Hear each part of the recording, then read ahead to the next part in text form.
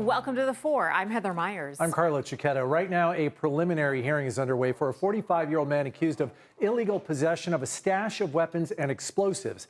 Detectives say they found that stash after the man's teenage son allegedly threatened to shoot up Rancho Bernardo High School back in January. CBS 8's Kelly Hessedal has been in the courtroom all day long. She joins us live from downtown with what was revealed today in court. Kelly, a lot of people paying attention to this story. Absolutely, and that hearing continues at this hour. Now, Neal Anders faces 41 counts of illegally owning a stash of firearms as well as explosives. So we heard from a number of law enforcement officers today, including a weapons expert with the San Diego Police Department, who testified about 70 items that were seized from Anders' home, including a map of Rancho Bernardo High School. Found 2 bottles of something labeled as gunpowder. We found safety fuse, which is used for explosives. We found what appeared to be an inert grenade. And the detective testified they also found a rocket-propelled grenade launcher in Anders' home, as well as something referred to as dragon's breath ammunition, which when they tested it, it actually started a fire 40 to 50 feet away. We were also shown several photos of guns seized from the home by police, AR-15 style rifles, handguns. A detective testified some of them were ghost guns. There was also a ghost gun printer, gun kits, parts for an AK-47, a 3D printer.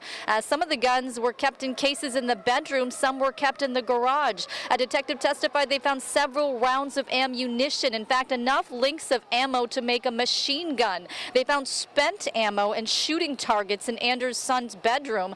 They also found several books on firearms, assembling them, counterinsurgency, suburban defense, suburban warfare, absinthe flamethrowers. Now, during cross-examination, Anders' defense attorney pointed out that some of the parts of weapons that were found weren't even tested, that is, by some of the experts testifying today. And now, as for the rocket-propelled grenade launcher, he said this.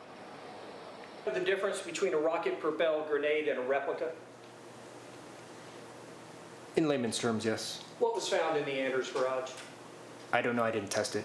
You didn't test it, so you don't know if it was an actual working rocket-propelled grenade or a replica. That's correct.